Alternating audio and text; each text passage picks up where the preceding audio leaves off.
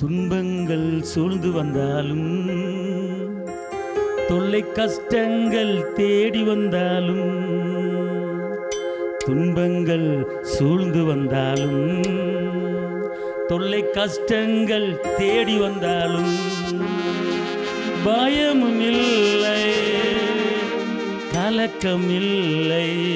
சொல்லுங்க, பயமும் இல்லை, கலக்கம் இல்லை, இயேசு என்னுடனே. சொல்லுங்க, இயேசு என்னுடனே. சொல்லுங்க, கை தூங்க, இயேசு என்னுடனே. திரும்பி சொல்லுங்க, துன்பங்கள் சூழ்ந்து வந்தாலும், தொல்லை கஷ்டங்கள், பயமும் இல்லை, கலக்கமில்லை, இயேசு.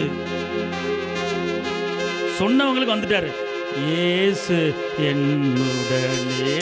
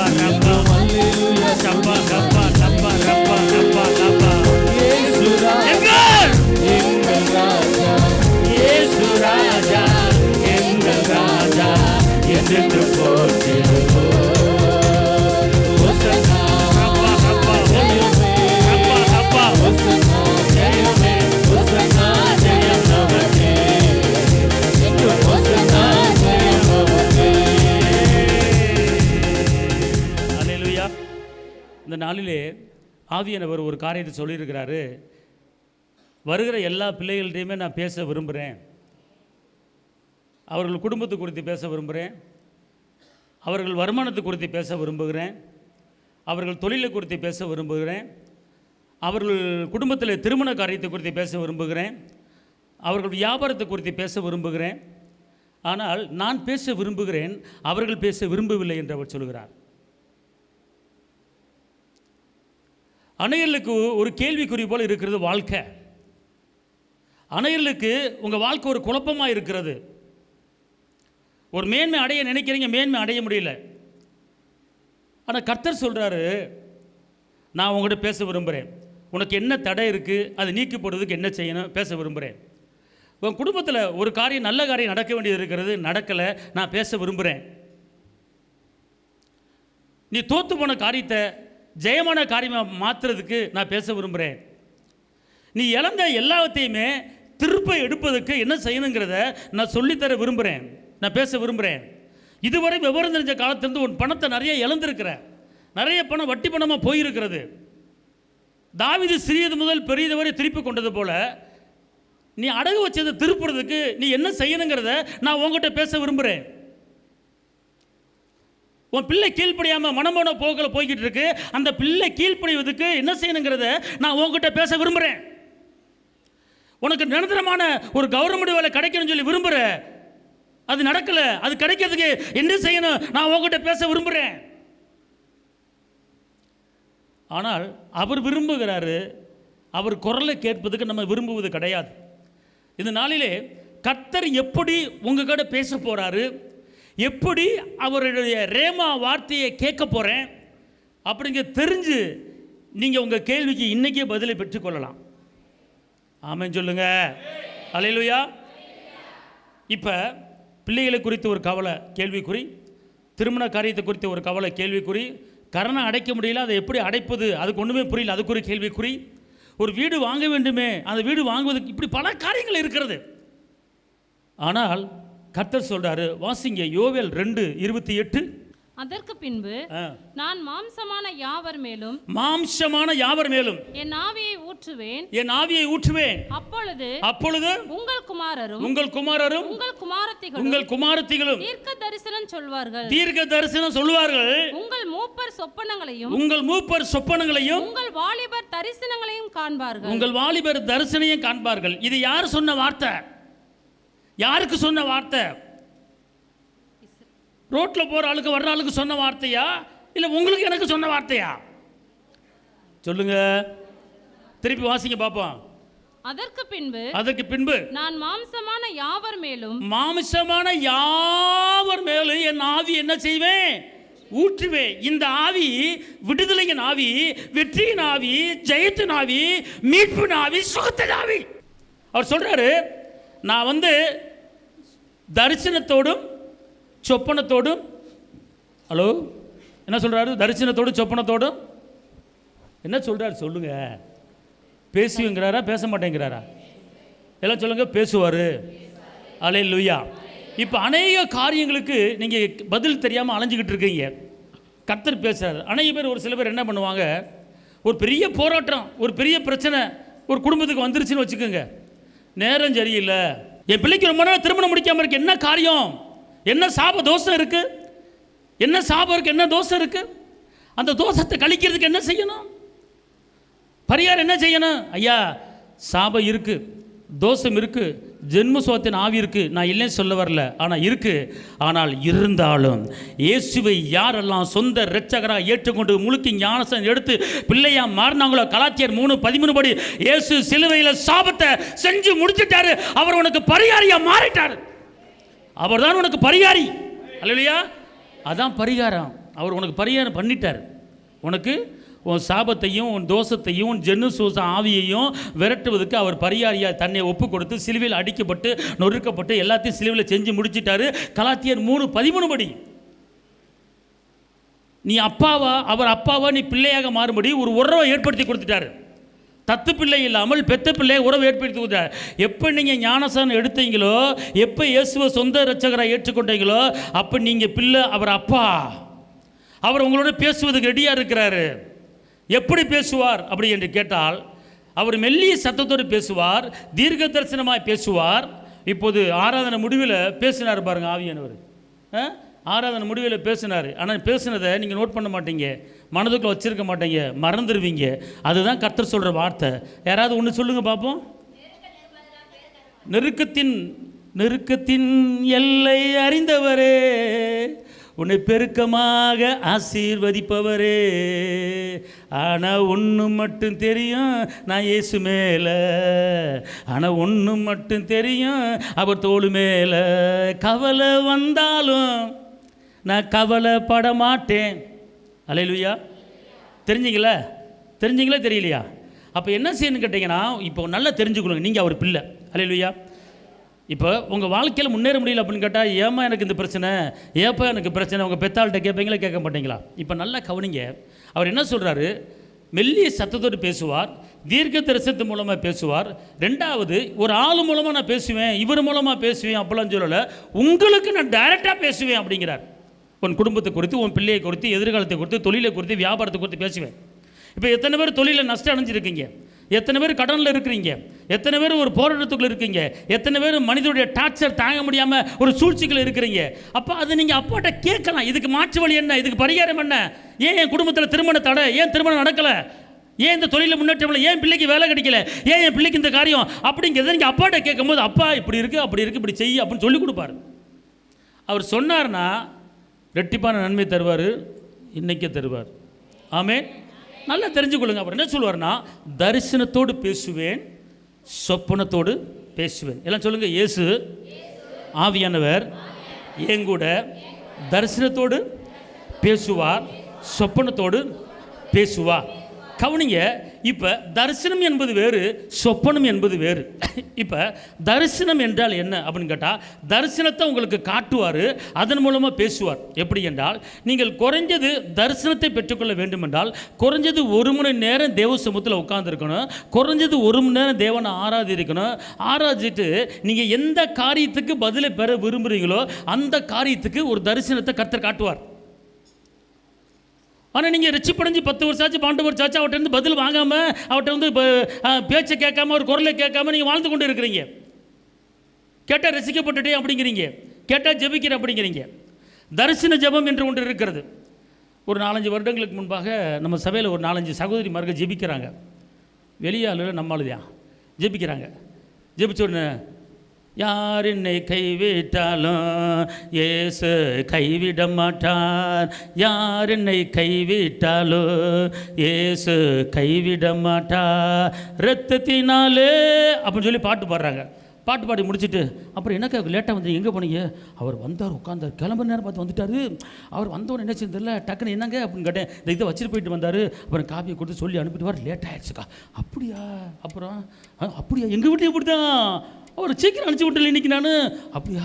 அப்படியா அப்பா சோத்திரம். சரி இன்னொரு பாட்டு பாடுவோம். கர்த்தர் மேல் பாரத்தை வைத்து விடு, கலங்கி தவிக்காதே அப்படின்னு பண்ணாங்க. நான் அங்கே உட்காந்துருந்தேன். எங்கே? அங்கே ஒரு டேபிள் இருக்கு இல்லையா, அங்கே உட்காந்துருந்தேன். அங்கே உட்காந்து என்ன செஞ்சு கேட்டுக்கிட்டே இருந்தேன். நல்லா பாட்டு பாடினாங்க, நான் ரசித்துக்கிட்டு இருந்தேன். அப்புறம் பாட்டு முடிஞ்சு பாரு, ஒரு 5 நிமிஷம் ஒரு பாட்டை எங்கானா. அப்புறம் பார்த்தா இப்படி காது கொடுத்து கேட்டேன், காது கொடுத்து கேட்டேன். என்ன செய்ய தெரியல, அந்த அவன் அப்படி பண்ணிவிட்டான். அப்படியாக்கா? என்ன இது? அதெல்லாம் நீ செய்யக்கூடாது, நீ போயிடக்கூடாது. ஏக்கா இந்த இடத்துல அந்த பக்கம் போனீங்கன்னா அங்கே வெண்டைக்காய் ரொம்ப கம்மியாக இருக்குது. அப்படியா? ஆமாக்கா, வெண்டைக்காய் அப்படி மேலே முணுக்குனா அப்படி பிடிச்ச அப்படி அழகாக இருக்குது. அங்கே ரொம்ப கம்மி, கிலோக்கு 5 ரூபா கம்மிக்கா. அப்படியா? அப்படியே இந்த ஏரியாவில் இருக்குது, அங்கே இருக்கா? அப்படியா? சரி நாளைக்கு போவோம். சரியா? அப்பா ஆராதிப்பேன், நான் ஆராதிப்பேன் ஆண்டவரே சுவை ஆராதிப்பேன் நான் ஆராதிப்பேன் ஆண்டவரே சுவை ஆராதிப்பேன், நல்லவரே உம்மை ஆராதிப்பேன், வல்லவரே உம்மை அப்படின்னு பாடினாங்க. நடந்த காரியத்தை சொல்லிக்கிட்டு இருக்கேன்.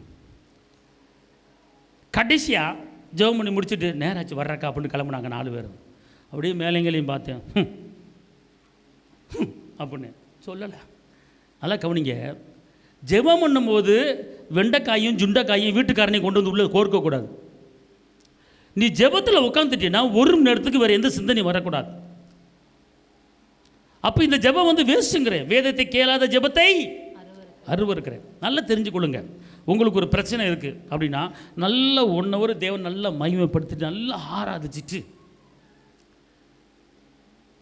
ஒரு குறிப்பு நறுக்கா ஒரே ஒரு குறிப்பு, உங்கள் வீட்டு குறிப்பு, தகப்பனே உங்களுடைய சம்பத்தில் உட்காந்துருக்கிறேன், அண்ணாலாமா மணிக்கணக்காக ஜெபிச்சு பதிலை வாங்கிட்டு போனாங்க, இன்றைக்கி நான் பதிலை வாங்கிறதுக்கு நான் 1 மணி நேரத்துக்கு மேலாச்சு உட்காந்துருக்கிறேன். என்ன ஜெப குறிப்புன்னு கேட்டால், என் மகளை குறித்து எனக்கு ரொம்ப வேதனையாக இருக்குது. என் மக சொல்லு பேச்சு கேட்க மாட்டா, மனமோன போக்கில் போய்கிட்டு இருக்கா, எப்படி இருக்குன்னு தெரியல, எனக்கு ஒன்றுமே புரியல, அவர் என்னை விட்டு போயிடுவாளோ அப்படின்னு எனக்கு யோசனையாக இருக்குது. எனக்கு இடைபடுங்க ஏசப்பா, எனக்கு இடைபடுங்க ஏசப்பா அப்படின்னு சொல்லிட்டு 1 நிமிஷம் அப்படியே கண்ணை மூடிக்கிட்டு அப்படியே ஆவியானவரே வாங்க அப்படின்னு சொல்லி கண்ணை மூடிக்கிட்டு பேசும்போது ஒரு எழுத்து உங்களுக்கு ஓடும். கண்ணை மூடி ஒரு எழுத்து ஓடும். அந்த எழுத்துக்கு மேலே உங்கள் பிள்ளை நிற்கும். உன் சந்ததி இவ்வளவாய் பேர் இருக்கும், இதை பற்றி கவலைப்படாத, நீ பிள்ளைகளை சமானத்தை பார்ப்பாய், நீ கலங்காத. நீ உன் பிள்ளையை அறிவதுக்கு முன்னமே உன் பிள்ளையை உன் தாயின் கருவில் நான் அறிஞ்சு வச்சுட்டேன், கருவிலே அறிஞ்சிட்டேன், கருவில் அறிஞ்சு உன் பிள்ளைக்கு என்ன செய்யணும் திட்டமிட்டு வச்சுட்டேன், நீ சும்மா இரு, நான் பார்த்துக்கொள்வேன் அப்படின்னு தரிசனத்தில் உங்கள் கண்ணு முன்னால் ஒன்று ஓடும். பார்த்த உடனே ஆண்டவரே ஏசப்பா அப்படின்னு ஒரு சோத்திரம் போட்டுட்டு நீ வந்துரு, கர்த்தர் உன்னோட தரிசனத்தோடு என்ன செஞ்சிட்டாரு, பேசிட்டார். அல்லேலூயா, அல்லேலூயா. இதுதான் அவர் கொடுக்குற பதில். ஆமென் சொல்லுங்க. அல்லேலூயா, அல்லேலூயா சொல்லுங்க. 2வதாக அவர் சொப்பனத்து மூலமாக பேசுவார். எது மூலமாக பேசுவார்? சொப்பனத்து மூலமாக பேசுவார். இது வந்து வேதத்தில் பைபிளில் அநேகர்களுக்கு சொப்பனத்து மூலமாக ஆபத்திலிருந்து விடுதலை கொடுத்துருக்கிறார், அநேகர்களுக்கு வாக்குத்தத்தம் கொடுத்துருக்கிறார், அநேகர்களுக்கு ஜெயத்தை கொடுத்துருக்கிறார் சொப்பனத்து மூலமாக. சொப்பனத்து மூலமாக இந்த ஊருக்கு போ, இந்த ஊருக்கு போகாத, சொப்பனத்து மூலமாக இங்கே உட்காந்துரு, இதே ஊரில் இரு, வேறு ஊருக்கு போகாத, சொப்பனத்து மூலமாக இந்த இடத்த விட்டு நகலாத, இந்த இடத்துல இரு அப்படின்னு வேதத்தில் ஏகப்பட்ட வேதத்துக்கு சொல்லியிருக்கிறாரு. அப்படி சொன்னவர் உங்களுக்கும் எனக்கு சொப்பனத்து மூலமாக கர்த்தர் இந்த நாளிலே பேச போகிறார். கர்த்தர் பேச விரும்புகிறீங்களா இல்லையா? நீங்கள் யாரை பற்றி பேச வேண்டாம், யாரை பற்றி அந்த குடும்பம் எப்படி இருக்குது, இந்த குடும்பம் எப்படி இருக்குது, அதை பற்றி தேவையில்லை. உங்கள் குடும்பத்துக்கு, உங்கள் பிள்ளைக்கு, நீங்கள் கையீடு செய்கிற வேலைக்கு ஆண்டவர்கிட்ட நீங்கள் பேசலாம், ஏசப்பாட்ட பேசலாம். அல்லேலூயா சொல்லுங்க. அல்லேலூயா, அல்லேலூயா. யோபு 33:15-18. கனநித்திரை மனுஷர் மேல் இறங்கி, கனநித்திரை மனுஷன் மேல் இறங்கி அவர்கள் படுக்கையின் மேல் அயர்ந்திருக்கையில், அவர்கள் படுக்கையின் மேல் அமர்ந்திருக்கையில், அவர் ராக்காலத்து தரிசனமான சொப்பனத்திலே, அவர் ராக்காலத்தில் தரிசனமான சொப்பனத்திலே மனுஷருடைய செவிக்கு தாம் செய்யும் காரியத்தை கையா தட்ட அப்பாவுக்கு நல்லா தட்டு கைய. தாம் செய்யும் காரியத்தை அவர் வெளிப்படுத்துவார். உங்ககிட்ட பெருமை இருந்தாலும் சரி, உங்ககிட்ட தப்பு இருந்தாலும் சரி, சொப்பனத்து மூலமாக அவர் உன்னோடு பேசுகிற கர்த்தர். ஆமென். அல்லேலூயா, அல்லேலூயா. சத்தமா சொல்லுங்க. அல்லேலூயா, அல்லேலூயா. நல்லா கவனிங்க. யோசேப்பு ஒரு நாட்டுக்கு ராஜாவாக இருந்தார், கவர்னராக இருந்தார். எப்படி கவர்னர் ஆனார் தெரியுமா? அவர் எப்படி போனார்? எகிப்துக்கு அடிமையாக போனார். ஒன்றும் இல்லாமல் அடிமையாக போனார். அந்த அடிமையாக போன அந்த யோசேப்பை கர்த்தர் எகிப்துக்கு ஒரு பிரதம மந்திரியாக, அதிபதியாக மாற்றினார். கர்த்தர் எப்படி மாறினார் அப்படின்னு கேட்டால், சொப்பனத்து மூலமாக தான் அவர் அதிபதியாக மாறினார். பாருங்க, யோசேப்புக்கு 17 வயதில் ஒரு சொப்பனத்தை காட்டுறாரு. அந்த சொப்பனம் ஒரு கதிர் நடுவில் நிற்கிது, அவரை சுற்றி எல்லா கதிரும் வணங்குது. அப்போ அந்த சொப்பனத்தை தான் தகப்பன்ட்டையும் தான் கூட பிறந்த ஆட்டையும் சொல்கிறார். வாசிங்க ஆதியாகமம் 37:5-10. யோசேப்பு ஒரு சொப்பனம் கண்டு அதை தன் சகோதரருக்கு அறிவித்தான். அதே நிமித்தம் அவனை இன்னும் அதிகமாய் பகைத்தார்கள். அவன் அவர்களை நோக்கி, நான் கண்ட சொப்பனத்தை கேளுங்கள். நாம் வயலில் அறுத்த அரிகளை கட்டிக் கொண்டிருந்தோம். அப்பொழுது என்னுடைய அரிக்கட்டு நிமிர்ந்தது, உங்கள் அரிக்கட்டுகள் என் அரிக்கட்டை சுற்றி வணங்கி நின்றது என்றான். அப்பொழுது அவன் சகோதரர் அவனை பார்த்து, நீ எங்கள் மேல் துரைத்தனம் பண்ணுவாயோ? நீ எங்களை ஆள போகிறாயோ என்று சொல்லி கவனிங்க. இந்த சொப்பனத்தை அந்த யோசேப்பு காணும்போது அவருக்கு வயது 17, கூட பிறந்தவங்க இருக்கிறாங்க, அப்பா இருக்கிறாங்க, எல்லாம் இருக்கிறாங்க. இதை சொல்லும்போது அவர்கள் பொறாமைப்பட்டார்கள், அவர்கள் நம்பவில்லை, அவர்கள் ஏளனம் பண்ணினார்கள், கேலி பண்ணினார்கள். ஆனால் ஒரு நேரம் ஒன்று வந்தது, அந்த எகிப்துக்கு அந்த யோசேப்பு என்ன பண்ணார்? அதிபதியாக மாறினார். எப்படி அதிபதியாக மாறினார் தெரியுமா? அவர் ஜெயிலுக்குள்ள இருக்கும்போது பானபத்திரக்காரனுக்கு சொப்பனத்துக்கு பதில் சொன்னார். அவர் போய் ராஜாவுக்கு ஒரு சொப்பனத்தை கொடுக்குறாரு. அந்த சொப்பனம் வந்து என்ன செய்யுது? 7 மாடை காட்டுறாரு. அந்த சம்பவம் நிறைய இருக்குது. காட்டின உடனே அந்த சொப்பனத்துக்கு பதில் யார் சொல்லுவா? அங்கே இருக்கிற சாஸ்திரிகள், சோசியக்காரர் எல்லாத்தையும் கூட்டி வந்து அந்த ராஜா கேட்கும்போது ஒருத்தருக்கு பதில் சொல்ல முடியல. உடனே அந்த பானபத்திரக்காரன் ஜெயிலில் இருந்தவன், யோசேப்பு இருந்தவன் சொல்கிறான், ஐயா எபிரேய ஒருத்தர் வந்து அந்த ஜெயிலுக்குள்ளே ஒருத்தர் இருக்கான், அவன் இந்த சொப்பனத்துக்கு கண்டிப்பாக பதிலை சொல்லுவான் அப்படின்னு சொல்லும்போது, அப்போ உடனே அழைத்துவான்னு சொன்ன உடனே ஜெயில் ட்ரெஸ்ஸை எடுத்துகிட்டு ஒரு நல்ல ராஜ வஸ்திரத்தை போட்டு வந்து ராஜா முன்னாடி நிப்பாட்டி அவர் சொல்கிற காரியம் என்ன தெரியுமா? அவர் ராஜா கண்ட சொப்பனத்தை சொல்கிறார். 7 மாடை கண்டேன், அந்த மாடு அவலட்சணமாக இருந்துச்சு, அது முழுங்கி போட்டுருச்சு அப்படின்னு சொல்கிறார். உடனே அதுக்கு சொப்பனம் சொல்கிறாரு. அதாவது எப்படின்னு கேட்டால், அதாவது 7 வருஷம் பெரிய பஞ்சம் வரப்போகுது, அந்த 7 வருஷம் நல்ல செழிப்பாக இருக்க போது, அந்த செழிப்பாகும்போது நாட்டில் இருக்க மக்களுக்கு 10ல் 5 வாங்கி நீங்கள் சேர்த்து வச்சுட்டு அடுத்து 7 வருஷம் பஞ்சம் வரும்போது அதை எடுத்து சாப்பிட்டுக்கலாம். இதுதான் கர்த்தர் உனக்கு வெளிப்படுத்தினது. இதுக்கு ஒரு அதிபதியை நியமிங்க ராஜா, நியமிச்சுட்டு நீங்கள் இதை செய்யுங்க ராஜா அப்படின்னு சொல்கிறாரு. அந்த சம்பவம் எடுத்தீங்களாமா? அதை எடுத்து வாசிக்குமா? எகிப்து தேசமெங்கும் பரிபூர்ணமான விளைவு உண்டாயிருக்கும். 7 வருஷமும் வரும், அதன் பின் பஞ்சம் உண்டாயிருக்கும். 7 வருஷம் வரும். அப்பொழுது எகிப்து தேசத்தில் அந்த பரிபூர்ணம் எல்லாம் மறக்கப்பட்டு போம். அந்த பஞ்சம் தேசத்தை பாழாக்கும். வரப்போகிற மகா கொடுமையான பஞ்சத்தால் தேசத்தில் முன்னிருந்த பரிபூர்ணம் எல்லாம் ஒளிந்து போம். இந்த காரியம் தேவனால் நிச்சயிக்கப்பட்டிருக்கிறது என்பதையும் தேவன் இதை சீக்கிரத்தில் செய்வார் என்பதையும் குறிக்கும் பொருட்டு இந்த சொப்பனம் பார்வோனுக்கு ரெட்டித்தது. கவனிங்க, அந்த சொப்பனத்துடைய அர்த்தம் வந்து யோசேப்பு சொல்லிடுறாரு. சொன்னோன்னு இதுக்கு ஒரு அதிபதியை நியமிங்கன்னு சொல்லி யோசேப்பு வந்து சொல்கிறார் ராஜா சொல்கிறாரு, இந்த சொப்பனத்தை சொன்னது நீ தான். இப்படி அது ஒரு வசனம் அதில் இருக்குது. இப்படிப்பட்ட தேவ ஆவி பெற்ற மனுஷனை நான் என்ன செய்யலை, பார்க்கல அப்படின்னு ஒரு வசனம் இருக்கு பாருங்க. அந்த வசனத்தை வாசிக்க பார்ப்போம். அப்பொழுது பார்வோன் தன் ஊழியக்காரனை நோக்கி தேவ ஆவியை பெற்ற இந்த மனுஷனை போல வேறொருவன் உண்டோ என்றான். அப்ப நல்லா தெரிஞ்சுக்கொள்ளுங்க, நீங்கள் நானும் தேவ ஆவியை பெற்றவர்கள். ஒரு நாட்டுக்கு, ஒரு தேசத்துக்கு பெரிய போராட்டம். ஆனால் அந்த போராட்டம் ஏன் வருது, எதுக்கு வருது? அந்த போராட்டத்தில் தப்பி வைக்க என்ன செய்யணும் அப்படின்னா, 7 வருஷம் கொடிய பஞ்சம் வரப்போகுது, 7 வருஷம் செழிப்பு உண்டாக போகுது அப்படின்றார். ஃபஸ்ட்டு 7 வருஷம் செழிப்பு, அடுத்து 7 வருஷம் பஞ்சம். அப்போ இவர் சொல்கிறாரு, 7 வருஷத்தில் பயங்கரமான விளைச்சல், பயங்கரமான அறுவடை வரப்போகுது. அந்த நேரத்தில் நீங்கள் என்ன பண்ணுங்க, களஞ்சியத்தை கட்டுங்க, களஞ்சியத்தை கட்டி எல்லா தானியத்தையும் சேர்த்து வைங்க, சேர்த்து வச்சு 7 வருஷத்துக்கு உண்டான அத்தனை தானியத்தையும் சேர்த்து வைங்க, எல்லா மக்கள்கிட்டையும் 10ல் 5 பாகத்தை வாங்கி சேர்த்து வைங்க. அப்படி ராஜாவுக்கு ஆலோசனை கொடுத்து அடுத்து 7 வருடம் உலகமே பஞ்சம் வரப்போகுது. இந்த எகிப்து மட்டும் பஞ்சம் இல்லை, உலகமே பஞ்சம் வரப்போகுது, நீங்கள் சேர்த்து வைங்க அப்படின்னு சொல்லும்போது ராஜாவுக்கு இது தெளிவாக இருந்துச்சு. உடனே அவர் சொல்கிறாரு, நீங்கள் ஒரு அதிபதியை நியமித்து இதை பொறுப்படுத்த செய்ய சொல்லுங்க அப்படின்னு சொல்லும்போது, வேறு அதிபதி தேவை, நீ தான் அதுக்கு அதிபதி. என்ன சொல்ல தெரியுமா? நான் வந்து ராஜா சீட்டில் உட்காந்துருப்பேன், உன்னைய பார்த்து ஒருத்தர் உட்காருன்னு நில்லு. அப்படிப்பட்ட பவர், அப்படிப்பட்ட அதிகாரம் இந்த எகிப்துக்கு நீ தான் கவர்னர், நீ சொல்கிறதா நடக்கும், எல்லாமே உனக்கு கொடுத்துட்டு அப்படின்னு சொல்லி அந்த அடிமையாய் போன அந்த யோசேப்புக்கு அந்த பார்வோன் மன்னன் என்ன பண்ணிட்டான், அதிகாரத்தை கொடுத்துட்டான். இந்த சூழ்நிலையில் 7 வருஷம் பஞ்சம் வந்துருச்சு, உலகமே பஞ்சம். யாக்கோப்பும் அப்பாவும் அவருடைய கூட பிறந்த அண்ணன் தம்பிகளும் ஒரு ஊரில் வாழ்ந்துக்கிட்டு இருக்கிறாங்க. அப்போ யாக்கோபு சொல்கிறாரு, அங்கே எகிப்தில் வந்து செழிப்பாக இருக்கான், எல்லாரும் என்ன செய்கிறாங்க, அங்கே போய் தானியம் வாங்கிட்டு வர்றாங்க, நீங்களும் போய் என்ன செய்யுங்க, தானியம் வாங்கிட்டு வாங்கன்னு சொல்லி அப்பா அனுப்புகிறாரு. அனுப்பும்போது யோசேப்பு ராஜசபையில் உட்காந்துருக்கிறாரு.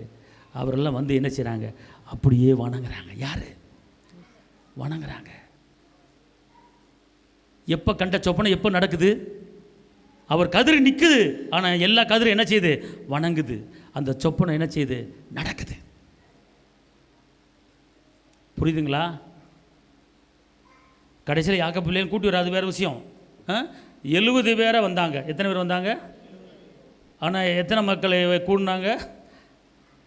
எகிப்து விட்டு வரும்போது எத்தனை லட்சம் மக்கள்? 40 லட்சம் மக்கள் என்ன பண்ணாங்க, ஏற்று அந்த அளவுக்கு ஜனம் என்ன செஞ்சு பெருகுச்சு. யோசிப்பை அறியாத ஒரு ராஜா வந்தார் என்று வேதம் இருக்கிறது. Right, okay. இப்போ பாயிண்ட்டுக்கு வர்றேன். இப்போ நல்லா தெரிஞ்சு கொடுங்க, நான் சொல்கிறேன், கவனமாக கேளுங்க. உங்களுக்கு தோல்வி இருக்கலாம், உங்கள் குடும்பத்தில். உங்கள் குடும்பத்தில் கடன் பிரச்சிருக்கலாம், உங்கள் குடும்பத்தில் வேலை இல்லாத திண்டாக இருக்கலாம், உங்கள் குடும்பத்தில் பிள்ளையை குறித்து கல்யாணம் முடிக்காமல் இருக்குன்னு கவலைப்படலாம், உங்கள் பிள்ளைக்கு நிரந்தர வேலை இல்லைன்னு கவலைப்படலாம். இப்போ இந்த காரியமெல்லாம் உங்கள் குடும்பத்தில் இருக்கிறது. அப்போ இந்த குடும்பத்தில் இதுக்கு என்ன செய்யணும், இதுக்கு மாற்று வழி என்ன, இதுக்கு பரிகாரம் என்ன, எனக்கு நீங்கள் பேசி ஆகணும், எனக்கு சொல்லி ஆகணும்.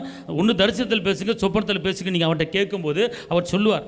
ரெண்டாவது எப்படின்னு கேட்டிங்கன்னா, சொப்பனங்கிறது என்னென்னு கேட்டிங்கன்னா, அதிகமான போராட்டம், அதிகமான பிரச்சனைகள் அதிகமாக வரும்போது உங்களுக்கு அதுவே மன திரட்சினால் சொப்பனம் வரும். வாசிங்க பிரசங்கி 5:3. பிரசங்கி 5:3.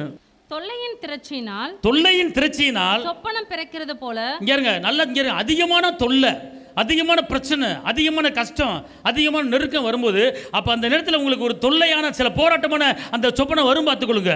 ஆனால் அந்த சொப்பனத்தை பார்த்து இது நடக்க போகுது, இப்படி வரப்போகுது அப்படின்னு கலங்க வேணாம். அது எப்படி போகும் அப்படின்னு கேட்டிங்கன்னா 5:7. பிரசங்கி 5:7. அநேக சொப்பனங்கள் மாயையாய் இருப்பது போல அநேக வார்த்தைகளும் வியர்த்தமாய் இருக்கும். நல்லா தெரிஞ்சுக்கொள்ளுங்க. அப்படிப்பட்ட சொப்பனங்களும் என்ன செய்யும், மாயா என்ன செஞ்சிடும், பறந்து போயிடும். அதை பற்றி நீங்கள் கவலைப்பட வேண்டாம். நல்லா தெரிஞ்சுக்கொள்ளுங்க. இப்போ ஒரு சொப்பனம் வருது, ஒரு ஆபத்தான ஒரு சொப்பனம் வருது, நீங்கள் கீழே விழுகிற மாதிரி ஒரு சொப்பனம் வருது, உங்கள் பிள்ளை கீழே விழுந்து காலில் அடி விழுகிற மாதிரி சொப்பனம் வருது.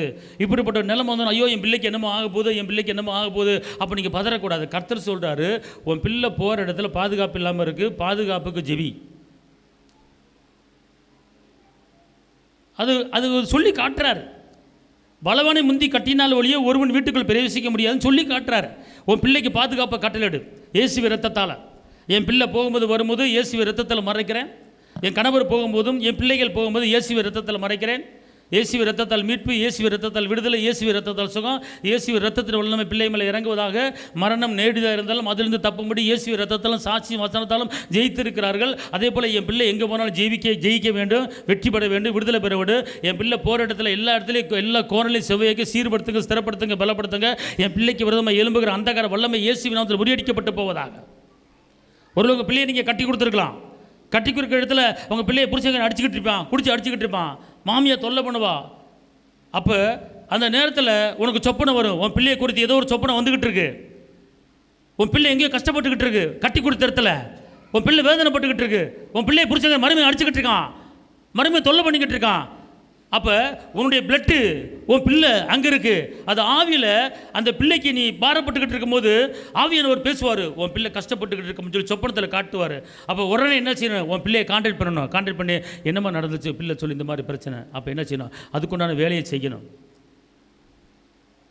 அதில் தப்பிக்கிறதுக்கு உண்டான வேலை என்ன செய்யணும், அதுதான் அவர் பேசுவார். பார்த்துக்கொள்ளுங்க, நல்லா பேசுவார், பார்த்துக்கொள்ளுங்க. இப்போ நல்லா தெரிஞ்சுக்கொள்ளுங்க. இப்போ இயேசு பிறந்த உடனே மரியாளுக்கும் யோசேப்புக்கு நிச்சயம் பண்ணிட்டாங்க. சூசேப்பர் ஐயா யோசேப்புக்கு நிச்சயம் பண்ணிட்டாங்க. அப்போ கற்பத்து கனி உண்டாயிருச்சு, மரியாளுக்கு மாதாவுக்கு உண்டாயிருச்சு. அப்போ யோசேப்புக்கு நீச்சு போது மாதா கர்ப்பமாக இருக்கிறாங்க. நிச்சயம் பண்ணியிருக்கு. என்னடா நிச்சயம் பண்ணியிருக்கோம், குழந்தை உண்டாயிருச்சு. ஊர் உலகம் பார்த்தா என்ன சொல்லுவோம், என் மாமன் என்ன சொல்லுவான், சித்தப்ப என்ன சொல்லுவான், பெரியப்ப என்ன சொல்லுவான், அதனால் மரியாதை தள்ளி வச்சுருவோம் அப்படின்னு சொல்கிறது. சொல்லும்போது தூங்கிட்டு இருக்கிற ஐயா ராசா நிம்மதியாக தூங்கிட்டு இருக்கிறாரு. தூங்கும்போது நடக்கிற காரியம் என்ன, சொப்பனத்தில் வாசிங்க மத்தேயுல, அவர் புருஷனாகிய யோசேப்பு நீதிமானாய் இருந்து அவளை மரியாளை அவமானப்படுத்த மனதில்லாமல் ரகசியமாய் அவளை தள்ளிவிட யோசனையாய் இருந்தார். அவன் இப்படி சிந்தித்துக் கொண்டிருக்கையில் கர்த்தருடைய தூதன் சொப்பனத்தில் அவனுக்கு காணப்பட்டு, தாவீதின் குமாரனாகிய யோசேப்பே, உன் மனைவியாகிய மரியாளை சேர்த்துக்கொள்ள ஐயப்படாதே, அவளிடத்தில் உற்பத்தியாய் இருக்கிறது பரிசுத்த ஆவியினால் உண்டானது, அவள் ஒரு குமாரனை பெறுவாள், அவருக்கு இயேசு என்று பெயரிடுவாயாக. இப்ப யோசேப்புக்கு யார் பேசுறா, சூசேப்பருக்கு யார் பேசுறா சொல்லுங்க, யார் பேச, அப்பதான் நீங்க சொன்னா தான் நான் கவனிக்கிறீங்க, புரியுது உங்களுக்கு. அப்ப என்ன செய்யறாரு, சொப்பனத்தில் பேசுறாரு. அப்ப காலையில் எந்திரிச்சு என்ன பண்றாரு, காலையில் மரியாதை தள்ளி வைக்க நினைச்சவர் காலையில் போய் என்ன செய்யறாரு, போய் சேர்த்துக்கிட்டார். இப்ப இதுல இருந்து என்ன தெரியுது அப்படின்னு கேட்டா, உங்களுடைய குடும்பங்களிலே ஒருவித பிரிவினைகள் உண்டாகலாம், உங்கள் குடும்பங்களில் உங்களுக்கு எதிராக செயல்படலாம், உங்கள் குடும்பங்களில் சில பிரச்சனைகள் உண்டாகலாம். அப்போ நீங்கள் என்ன செய்யணும்? யோசேப்பு மரியாதை தள்ளி வைக்க நினைக்கும் போது ஒரு பிரிவினாவி செயல்பட்டது. அந்த யோசேப்புக்கு நீங்கள் சொப்பனத்தில் பேசி அந்த யோசேப்புக்கு மரியாதை பற்றி சொல்லி பரிசுத்த ஆவியின் வார்த்தையை சொல்லி அதை சேர்த்து கொண்டாரு. அதே போல என் குடும்பத்தில் இப்படிப்பட்ட ஒரு பிரிவினை ஆவி இருக்கிறது, என் குடும்பத்தில் இப்படிப்பட்ட போராட்டம் இருக்கிறது, இந்த போராட்டத்தை நான் மீறுவதற்கு வழி தெரியாமல் அலைந்து கொண்டிருக்கிறேன், எனக்கு எதிராளி எழும்பி கொண்டிருக்கிறான், என்னை துக்கப்படுத்த எழும்பி கொண்டிருக்கிறான், அவனோட எத்தனை பேர் சொன்னாலும் கேட்க மாட்டான், என் மேல பகையா இருக்கிறான், அவனுக்கு யார் சொன்னாலும் கேட்க மாட்டான், எந்த போலீஸ் ஸ்டேஷன் போனாலும் கேட்க மாட்டான், எந்த காரியத்தை போனாலும் கேட்க மாட்டான், அவனுக்கு யார் சொல்லுவான்னு எனக்கு தெரியல. அதனால அன்று மரியாதை தள்ளி வைக்க நினைத்த அந்த யோசேப்புக்கு சொப்பனத்தில் பேசி அதிகாலையிலே சொப்பனத்திலே அந்த மரியாதை சேர்த்து கொண்ட யோசேப்பை போல எனக்கு எதிராக செயல்படுகிற காரியங்கள் வாய்க்காமலே போக முடியாத எனக்குண்டான சண்டைக்கார ஆவிகள், எனக்குண்டான பிரிவின் ஆவிகள், எனக்குண்டான நிந்தையின் ஆவிகள் அழியும்படி பணிவுடைய தூதரே இறங்கி போய் அந்த நபர் உள்ளத்தில் தூங்கும்போது பேசும்படியாக இயேசுவின் நாமத்தில் சொல்லுகிறேன் என்று நீங்கள் சொல்லும்போது அந்த கபிரியேல் தூதர் இறங்கி போய் உன் எதிராளி சொப்பனத்தில் பேசி காலையில் உனக்கு சமானத்தை உண்டாக்கும்படி ஒரு பெரிய காரியத்தை கர்த்தர் செய்வார். இது சொப்பனத்து மூலமாக நடக்கிற ஒரு காரியம். ஆமென், அல்லேலூயா.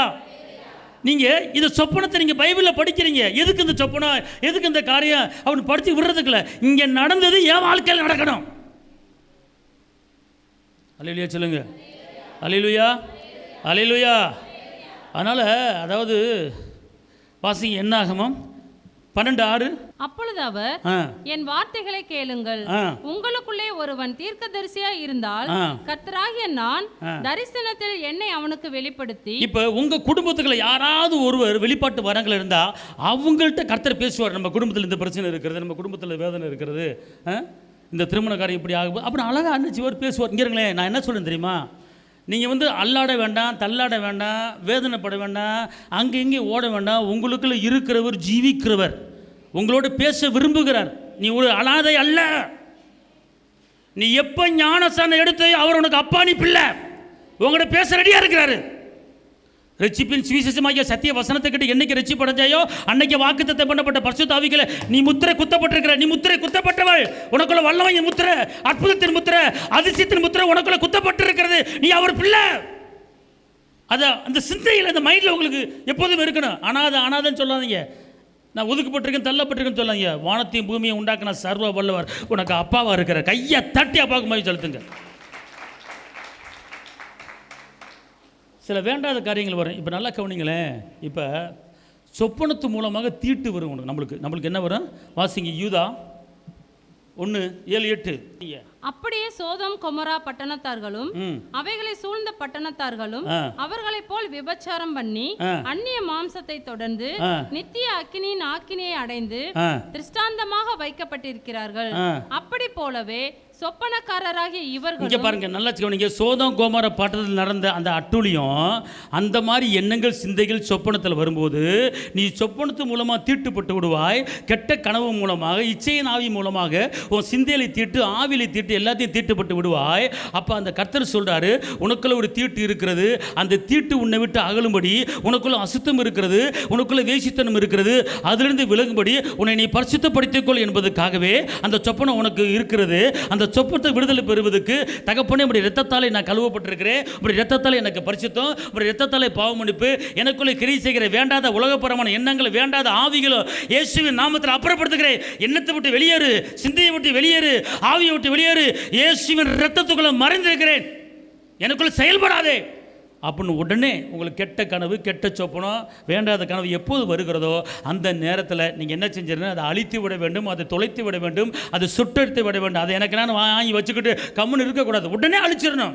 உடனே அதுக்கு பரிகாரம் என்ன தெரியுமா? இயேசுடைய இரத்தம். கெட்ட கனவு, கெட்ட சொப்பனம் எப்போது வருகிறதோ அதை எப்போது என்ன செய்ய அழிச்சு விட்டுறணும். ஆமென் சொல்லுங்க, அல்லேலூயா சொல்லுங்க, அல்லேலூயா. இருங்களேன், இயேசு பிறந்தோன்னே அந்த ரோமர் என்ன பண்ணார்? பழி வாங்கணும் கொலை நினச்சிக்கிட்டு இருந்தார். எங்கேயோ இருந்து 3 சாஸ்திரிங்க வர்றாங்க, ஏசு எங்கேயோ பிறந்திருக்கிற, அவங்கள பார்க்க வந்திருக்கோம் அப்படின்னு சொல்லும்போது, எங்கன்னு எனக்கே தெரில, நீங்கள் போய் பார்த்துட்டு நீங்கள் போகும்போது எனக்கு சொல்லிட்டு போங்க, எங்கே வேணும் இப்போ சொல்லிட்டு போங்க அப்படின்னு சொல்கிறாரு. யார் சொல்கிறா? ஏரோது ராஜா சொல்கிறார். ஓகே, அப்போ அவங்க 3 சாஸ்திரிகள் செய்கிறாங்க, வர்றாங்க, ஒரு நட்சத்திரம் வழிகாட்டுது, பார்க்குறாங்க, பொண்ணு தூபவர்கள்லாம் கொடுக்குறாங்க, கொடுத்துட்டு வணங்கிட்டு துதிச்சுட்டு திருப்பி ஏரோதுட்டு சொல்கிறதுக்கு போகிறாங்க. போகும்போது நடக்கிற காரியம் மத்தேயு 2:12. பின்பு அவர்கள் ஏரோதினிடத்திற்கு திரும்பி போக வேண்டாம் என்று சொப்பனத்தில் தேவனால் எச்சரிக்கப்பட்டு வேறு வழியாய் தங்கள் தேசத்திற்கு திரும்பி போனார்கள். அல்லேலூயா. இயேசுவை இங்கே பிறந்திருக்கான்னு சொல்கிறதுக்கு போகிறாங்க. ஆனால் சொப்பனத்தில் தேவன் சொல்கிறாரு, நீ எந்த வழியில் போ, நீ ஏரோது என்ன செய்யாத, போகாத, வேறு வழிக்கு போ அப்படின்னு சொப்பனத்தில் பேசுகிறார். புரியுதா? இது எதை குறிக்குது அப்படின்னு நீங்கள் கேட்டீங்கன்னா, இப்போ நாளைக்கு ஒரு ஊருக்கு போகிறீங்க, அல்லது ஒரு தொழில் பண்ண போகிறீங்க, அல்லது புதுசாக ஒரு நபர் ஃபோனை போட்டு கூப்பிட்டுருக்கான் போகிறீங்க, போகும்போது போகிறீங்க, அல்லது புதுசாக ஒரு நபர் ஃபோனை போட்டு கூப்பிட்டுருக்கான் போகிறீங்க, போகும்போது நீங்கள் ஜெபம் பண்ணிட்டு படுத்தீங்கன்னா நைட்டு சொப்பனத்தில் இந்த ஏரோது ராஜா வந்து சொல்கிறதுக்கு போகிறாங்க தெரியுமா, போகும்போது இவன் என்ன செய்கிறாங்க, சொப்பனத்தில் எச்சரிக்கப்பட்டு என்ன செய்கிறாங்க, வேறு வழி என்ன செய்கிறாங்க, போகிறாங்க. அப்போ நீங்கள் என்ன செய்யணும் அப்படின்னு கேட்டிங்கன்னா, ஒரு வேண்டாத நபர், ஒரு வேண்டாத இடத்துக்கு போகிறீங்க அப்படின்னு கேட்டால், இங்கே சாஸ்திரிகளுக்கு தேவனால் என்ன செஞ்சார், நீ ஏரோதுகிட்ட போகாத, நீ வேறு தெரிய பார்த்து போ அப்படிங்கிறார். புரியுதுங்களா? இங்கே பாருங்கள், இது குழந்தைய பற்றிட்டு, மரியாள் குழந்தைய பற்றிட்டாங்க. யோசிப்பு வந்து வளர்ப்பு தந்தை. அப்போ அவர் இந்த ஊர்லேருந்து இன்னொரு ஊருக்கு போகும்போது அவர் என்ன சொல்கிறாரு சொப்பனத்தில், இந்த ஊர்லேயே அவர்கள் போன பின்பு கர்த்தருடைய தூதன் சொப்பனத்தில் யோசேப்புக்கு காணப்பட்டு ஏரோது பிள்ளையை கொலை செய்ய தேடுவான். ஆதலால் நீ எழுந்து பிள்ளையையும் தாயையும் கூட்டிக் கொண்டு எகிப்துக்கு ஓடிப்போ, நான் உனக்கு சொல்லும் வரைக்கும் என்ன செய்ய, அங்கே இரு. இயேசு சிலுவையில் அடிக்க ஒப்பு கொடுக்கும்போது பிளாத்து தீர்ப்பிட போகிறாரு. தீர்ப்பிட போகும்போது அந்த பிளாத்துடைய பொண்டாட்டிக்கு சொப்பனத்தில் பயங்கரமான போராட்டம். உடனே விட்டு விடியாமல் எந்திரிச்சு பொண்டாட்டி, அந்த பிளாத்து பொண்டாட்டி, என் புருஷன் எங்கடா கூப்பிட்றான், இங்கே வாயா, தீர்ப்பு நல்ல தீர்ப்பு சொல்லிடுறியா, அவர் தப்பிச்சு விட்டு, அவரை குறித்து இரவு நேரத்தில் நான் படாத பாடுபட்டேன், அவர் நீதிபரர், அவர் உத்தமன், அவருக்கு தப்பான தீர்ப்பு சொல்லிடாத அப்படின்னு சொல்லி பொண்டாட்டி போய் என்ன பண்ணுது, புருஷன்ட்ட பிளாத்து போய் சொல்லுது. பிளாத்து சரிம்மா இருமா. அவர் கேட்குறாரு, உன்னை ஜெயிலில் போடவும் உன்னை கொல்லவும் எனக்கு அதிகாரம் இருக்கிறது, நீ என்ன சொல்லுகிறாய், பரத்திலிருந்து உனக்கு அதிகாரம் அப்படிங்கிறார். கடைசியில் அவர் என்ன பண்ணிட்டார், அவர் தீர்ப்புன்னு சொல்லாமல், அந்த நான் வந்து ஒரு குற்றத்தையும் காணலை, அதனால் உங்கள்கிட்ட ஒப்படைச்சேன்னு சொல்லி கையை கழுவிட்டார். நல்ல மனுஷன். அவர் தப்பு வச்சிருக்கலாம், கையை கழுவிட்டார். ஆனால் அவர் பரலோகத்துக்கு போயிருப்பார். ஏன்னா இந்த பாவத்துக்கு எனக்கும் சம்பந்தம்லாம் கையை கழுவிட்டார். புரியுது உங்களுக்கு? சொப்பனத்தில் சொல்கிறாரு, யார், தூதன் போய் சொல்கிறாரு. புரிஞ்சு கொள்ளுங்கள். அதே போல தான் இன்றைக்கி நம்முடைய வாழ்க்கையில் கர்த்தர் பேசுவார். எங்கிறீங்களே, அதாவதுங்க இங்கிறீங்களே, அதாவது என்ன சொல்கிறேன்னே எனக்கு தெரியல, நேரம் இல்லை. தானியேல் எப்படி வெற்றி அடைஞ்சார்னா, அவரும் அந்த நாட்டு நெபுகத்நேச்சார் அந்த ராஜாவுக்கு சொப்பனத்துக்கு என்ன செய்கிறாரு, பதில் சொல்கிறார். நெபுகத்நேச்சார் சொப்பனத்துக்கு பதில் சொல்கிறார், எனக்கு 3 நாள் அவகாசம் கொடுங்க அப்படின்னு சொல்லி சொப்பனத்துக்கு பதில் சொல்கிறார் தானியேல். இவ்வளோ எதுக்கியா, அம்மா ஊரை விட்டு ஓடுறா அப்படின்ருச்சு. அன்னைக்காரன் பயந்து ஓடுறாரு. ஓடும்போது ஒரு வனாந்தரத்தில் ஒரு தலையில் கல்லை வச்சு படுத்து நிற்கிற கோலும் கையுமா போனவர். அப்போ அந்த நேரத்தில் கர்த்தர் பார்க்குறாரு. உடனே அவர் தூங்கிட்டு இருக்கார். வாசிங்க ஆதியாகமம் 28, 12, 16 வரைக்கும் வாசிங்க. அங்கே அவன் ஒரு சொப்பனம் கண்டான். என்ன கண்டாரு? இந்த சொப்பனம் காணும் போது அவர் எப்படி இருக்கிறாரு? அனாதையா இருக்கிறார். ஓகே, இப்ப நடக்குது, கதையை கேளுங்க. இதோ ஒரு ஏணி பூமியிலே வைக்கப்பட்டிருந்தது, அதன் நுனி வானத்தை எட்டி இருந்தது, அதிலே தூதர் ஏறுகிறவர்களும் இறங்குகிறவர்களுமாய் இருந்தார். இப்ப நல்ல கவனிங்க. ஒரு தள்ளப்பட்ட நிலைமையில, ஒதுக்கப்பட்ட நிலைமையில, கொலைக்கு பயந்து வந்த நிலைமையில அவர் சோர்ந்து போய், வெந்து போய், நொந்து போய் தூங்கும்போது சொப்பனத்துல கர்த்தர் அந்த யாக்கோபுக்கு பேசுகிறார். என்ன பேசுகிறார் கவனிங்க. அதற்கு மேலாக கர்த்தர் நின்று, நான் உன் தகப்பனாகிய ஆபிரகாமின் தேவனும் ஈசாக்கின் தேவனுமாகிய கர்த்தர், நீ படுத்திருக்கிற பூமியை உனக்கும் உன் சந்ததிக்கும் தருவேன், உன் சந்ததி பூமியின் தூளை போல் இருக்கும், நீ மேற்கையும் கிழக்கையும் வடக்கையும் தெற்கையும் பரம்புவாய், உனக்குள்ளும் உன் சந்ததிக்குள்ளும் பூமியின் வம்சங்கள் எல்லாம் ஆசீர்வதிக்கப்படும், நான் உன்னோடு இருந்து நீ போகிற இடத்திலெல்லாம் உன்னை காத்து இந்த தேசத்துக்கு வர பண்ணுவேன், நான் உனக்கு சொன்னதை செய்யும் அளவும் உன்னை கைவிடுவதில்லை என்று. கையை தட்டி அப்பாவுக்கு மகிமை செலுத்துங்க. இப்போ உங்களுக்கு சொல்லி முடிக்கிறேன். இப்போ உங்களுக்கு ஒன்றுமே இல்லை, வெறுமையாக்கப்பட்டிருக்கீங்க, ஒதுக்கப்பட்டிருக்கீங்க, தள்ளப்பட்டிருக்கீங்க. அப்போ என்ன செய்யணும்னு கேட்டிங்கன்னா, இந்த வசனத்து மேலே கையை வச்சு, அன்று அந்த சொப்பனத்தில் யாக்கோபு பேசினது போல் எனக்கு நீங்கள் பேசுங்க ஏசப்பா அப்படின்னு சொன்னீங்கன்னா கர்த்தர் வாக்கு பண்ணுறார். ஆனால் இவர் சொன்னார்ல, சொன்னது நடந்துச்சா நடக்கலையா? அவர் வரும்போது என்ன செய்கிறார்? 2 பரிவாரத்தோடு என்ன செய்கிறாரு? வர்றார். நடந்த காரியம். நான் இப்போ சொல்ல வந்த காரியம் என்ன அப்படின்னு கேட்டிங்கன்னா, இப்போ உங்களுக்கு ஒவ்வொரு குடும்பத்திற்கும் ஒவ்வொரு தேவைகள் இருக்கும், ஒவ்வொரு பிரச்சனைகள் இருக்கும். அதுக்கு பதில் தெரியாமல் இருக்கலாம், ரிசல்ட்டு கிடைக்காமல் இருக்கலாம். நீங்கள் இந்த சம்பவத்தை பூரா மனதுக்கு கொண்டு வாங்க. இன்னும் நிறைய சம்பவம் இருக்குது. தானியேல் இருக்கார், யோசிப்பு இருக்கிறாரு. யோசிப்பு உயர்ந்ததுக்காரமே சொப்பனத்து மூலம் பேசி தான் எல்லாமே. அப்போ இதையெல்லாம் நீங்கள் மனதுக்கு கொண்டு வந்து, நீங்கள் இப்படி பேசியிருக்கீங்களே, எனக்கு பேசுங்க, சொப்பனத்தில் எனக்கு பேசுங்க ஏசப்பா. என் பிள்ளையை குறித்து பேசுங்க, என் வேலையை குறித்து பேசுங்க, என் தொழிலை குறித்து பேசுங்க, வியாபாரத்தை குறித்து பேசுங்க, என் குடும்பத்தை குறித்து பேசுங்க. நான் என்ன செய்யணும், எங்கே போகணும், இந்த ஊரில் இருக்கவா, இந்த ஊர் விட்டு போவா, இந்த ஊர்லேயே தங்கிடு, வேறு எங்கேயும் போகாது, சொல்கிற வரைக்கும் போகாது அப்படின்னு சொல்லி யோசிப்புக்கு சொன்னீங்க சொப்பனத்தில். நீங்கள் உடனே பிள்ளையை தூக்கிட்டு உடனே ஓடு அப்படிங்கிறார். பிள்ளையை தூக்கிட்டு இந்த ஊரை விட்டு கிளம்பு, வேறு இடத்துக்கு போ அப்படிங்கிறார். உடனே தூக்கிட்டு ஓடுறாரு யோசிப்பு. பாவம், அவர் சொல்ல இவர் ஓட, அவர் சொல்ல உட்கார, இப்படி தான் இருந்தார் யோசிப்பு. அப்படிலாம் சொன்னீங்களே, நான் எந்த ஊரில் இருந்தால் என் வாழ்க்கை வளமாகும் சொல்லுங்கள் ஆண்டவரே. இந்த ஊரில் இருக்கவா, வேறு ஊருக்கு போகவா, எனக்கு சொல்லுங்கள். யோசிப்புக்கு சொன்னீங்களே, அதே போல் எனக்கு பேசுங்க அப்படின்னு சொல்லி ஏசப்பட்ட நைட்டு படுக்கும்போது நல்ல 1 hour ஆண்டவரை மையப்படுத்தி துதிச்சுட்டு, என்ன உங்கள் கேள்விக்கு பதிலை கொடுக்க கர்த்தர் ரெடியாக இருக்கிறார் சொப்பனத்து மூலம்.